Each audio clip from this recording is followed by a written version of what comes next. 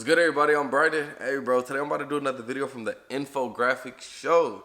This video right here is titled, The Evidence That the Lost City of Atlantis Existed. Y'all requested it. Bro, you know I got y'all. I love videos like this. I love when y'all request videos about, like, Atlantis, conspiracy theories, outer space, deep sea, fucking anything like that. I love these type of videos. Keep requesting more videos like this, man.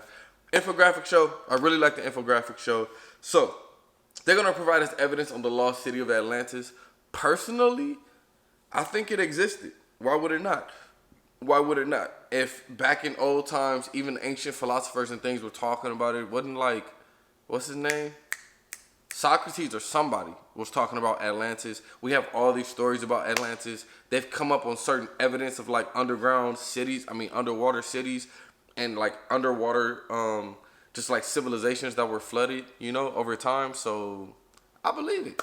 I believe Atlantis was around. But why not? Bro, man, if I told y'all what I believe, y'all would think I'm crazy, to be honest. So I'm not even gonna share. Anyway, I'm very happy for this video. I'm excited for this video. I'm a little bit in the clouds. So this is about to blow my mind and I'm ready for it. Let's hop on into it.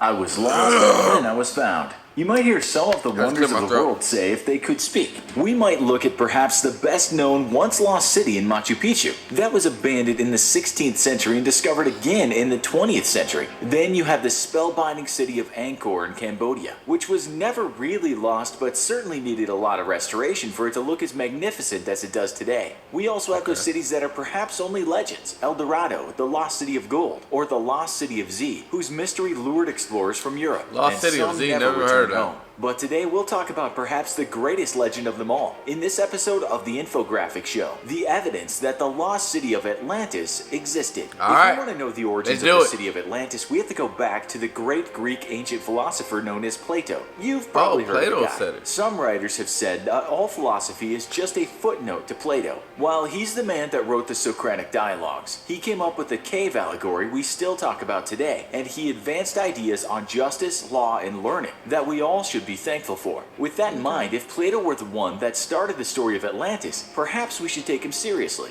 Well, while there are still people that believe Atlantis was real, most others tell us that Plato told that tale as an allegory, meaning that the story had a hidden meaning to it. Plato said in 360 BC that these Atlanteans had a pretty good life. No doubt, if such a thing existed back then, Atlantis would have come very high in standard of living indexes. The people that lived there were human, but also godlike, according to Plato. Where the island is, they were aliens, bro. Those were the aliens. The island and surrounding islands were just somewhere in the Mediterranean, and others saying near Spain, in the Pacific, the Caribbean, or even close to Antarctica. The place is described as having one main island with many smaller islands surrounding it. It was a wonderful spot too, where exotic wildlife not seen anywhere else wandered around, and where precious metals were plentiful. It was said living there was a utopian experience, before Sir Thomas More wrote his book Utopia in 1516, and we started using that word to mean the apogee of human civilization. You get the picture. Atlantis was supposed to be perfect in every way. No one messed with the Atlanteans either, because they had an impenetrable navy.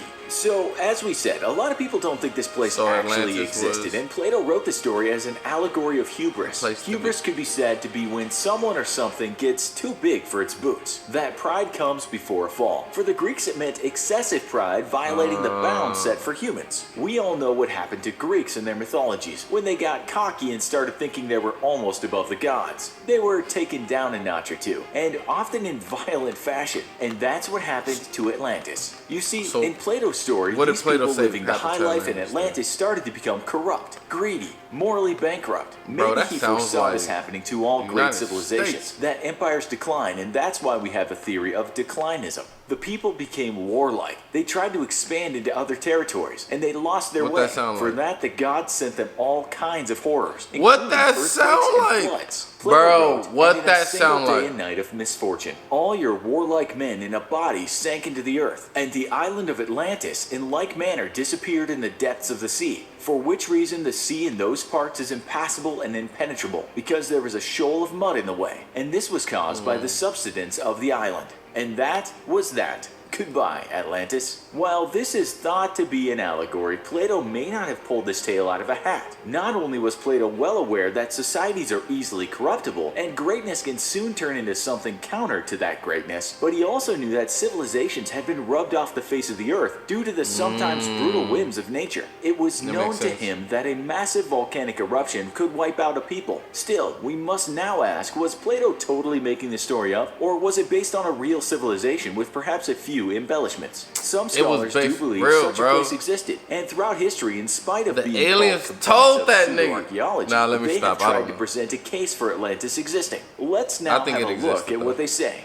One man is said to have brought the Atlantis story back to life in the 19th century, and his name was Ignatius L. Donnelly. The U.S. congressman and part-time scientist wrote the book Atlantis, the Antediluvian World. It's important to see what kind of man he was when we consider he believed that a world used to exist that was perhaps technologically superior and morally superior to other places. He once wrote about America, saying corruption dominates the ballot box, the legislatures, the Congress. The people are demoralized. The newspapers are largely subsidized or muzzled. Public opinion silenced. Businesses prostrated. Homes covered with mortgages. Labor impoverished. That was in 1892, and we can hear similar things said today. He believed Atlantis was a great culture, and one which spawned other ancient cultures, such as the Maya culture. There now lies beneath the waters of the Atlantic, covered doubtless by hundreds of feet of volcanic debris, an amount of gold and silver exceeding many times that brought to Europe from Peru, Mexico, and Central America since the time of Columbus, he said in his book.